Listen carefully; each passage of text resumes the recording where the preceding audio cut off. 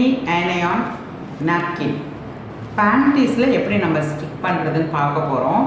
இது வந்து ஒரு பிராண்டட் பேண்டீஸுங்க. நல்ல குவாலிட்டியான பேண்டீஸ் நீங்கள் செலக்ட் பண்ணிக்கோங்க.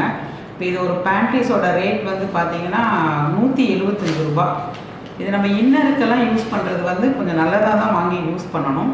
இப்போ நீங்கள் யூஸ் பண்ணுறதுக்கு முன்னாடி இந்த சைஸ் இருக்குல்ல, இந்த சைஸ் வந்து இந்த இந்த இந்த சின்னதாக இப்படி எடுத்துக்கோங்க. அதே சமயம் இப்போ உங்களுக்கு வந்து நீங்கள் 97, 90 to 97 இருக்குது. இப்போ 100க்கு மேலே யூஸ் பண்ணுறவங்க இந்த சைஸ் எடுத்துக்கணும். 90லேருந்து 97. ஏன்னா எப்போவுமே சின்ன சைஸ் தான் எடுத்துக்கணும் நம்ம வந்து பீரியட்ஸ் டைமில் யூஸ் பண்ணுறதுக்கு. அப்போ தான் அந்த ஃப்ளோ வந்து நல்லா அரெஸ்ட் ஆகும்.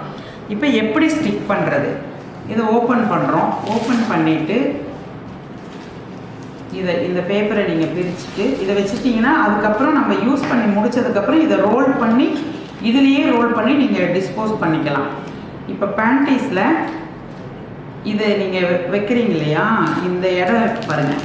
இந்த நம்மளோட ஆனையான் ஸ்ட்ரிப்பு, இந்த ஆனையான் ஸ்ட்ரிப்பு எங்கே அதிகமாக இருக்குது எங்கே கம்மியாக இருக்குதுன்னு பாருங்களேன். அதிகம் கம்மிங்கிறது நான் எந்த இடம்னு சொல்கிறேன். இப்போ இந்த இடம் அதிகம். இப்போ இந்த நீளம் இருக்கு இல்லையா, இது வந்து பேக் சைடு. இங்கே வந்து சின்னதாக இருக்கா, இது ஃப்ரண்ட்டு. அப்போ பேண்டீஸில் இது ஃப்ரண்ட்டு, இது பேக்கு. அப்போ என்ன செய்யணும், இது அப்படியே நம்ம இப்படி தானே போடுவோம். இப்போ பாருங்கள், இது எல்லாமே நீங்கள் ஒரு பெட்டில் உட்காந்துக்கிட்டு நீங்கள் செய்யணும்.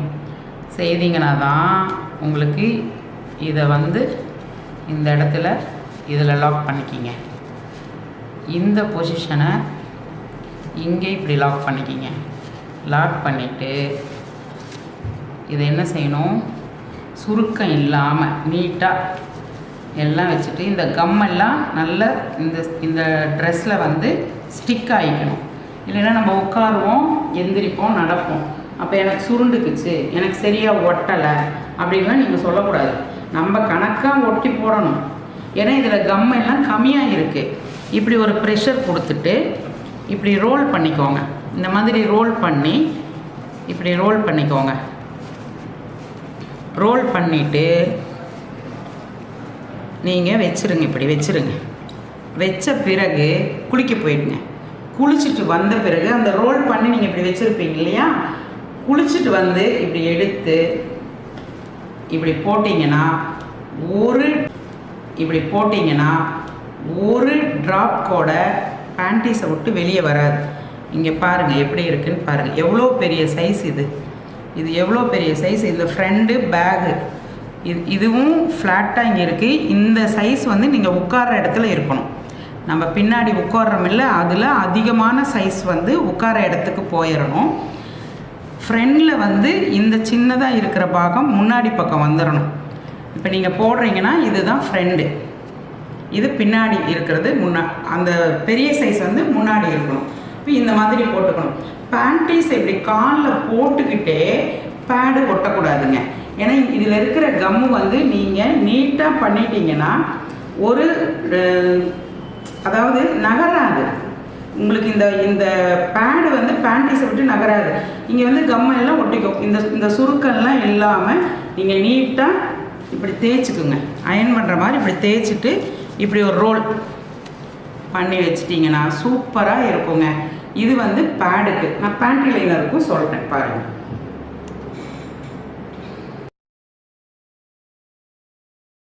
இப்போ உங்களுக்கு வந்து இது பேக் சைடு, இது ஃப்ரண்ட் சைடு. அதிகமாக இருக்கிற இடம் வந்து பின்னாடி பக்கம், சின்னதாக இருக்கிற இடம் முன்னாடி பக்கம். இந்த சின்னது அதிகங்கிறது நான் ஆனையான் ஸ்ட்ரிப்புக்கு முன்னாடி இருக்கிற இடத்த சொல்கிறேன். இப்போ இதை பயன்படுத்திய பிறகு இந்த மாதிரி ரோல் பண்ணிக்கோங்க.